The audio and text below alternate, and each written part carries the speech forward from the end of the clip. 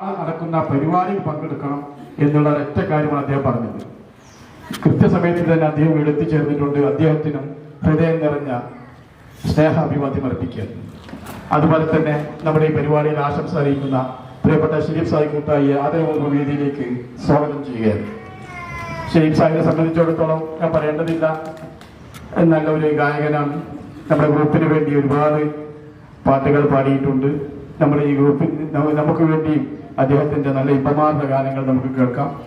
അതുപോലെ തന്നെ വിവിധ ദിക്കുകളിൽ നിന്ന് നമ്മുടെ കക്കോടി, അതുപോലെ തന്നെ റാബിയ, അതുപോലെ തന്നെ പേര് പറയാൻ വിട്ടുപോകും. എല്ലാവരും പറഞ്ഞു കഴിഞ്ഞാൽ ഒരു പക്ഷേ വിട്ടുപോകും എന്നുള്ളത് കൊണ്ട് ആളുടെ പേരെടുത്ത് പറയുന്നില്ല.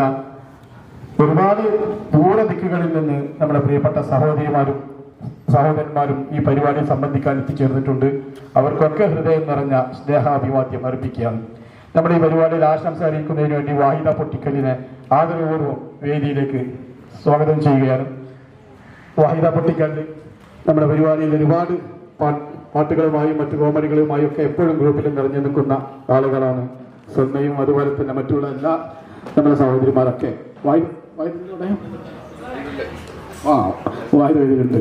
വായുത ആദരപൂർവ്വം സ്വാഗതം ചെയ്യുന്നു. അതുപോലെ തന്നെ നമ്മുടെ ഗ്രൂപ്പിന്റെ വനിതാ വിങ്ങിന്റെ ട്രഷറർ പ്രിയപ്പെട്ട സൗദ മേഡം.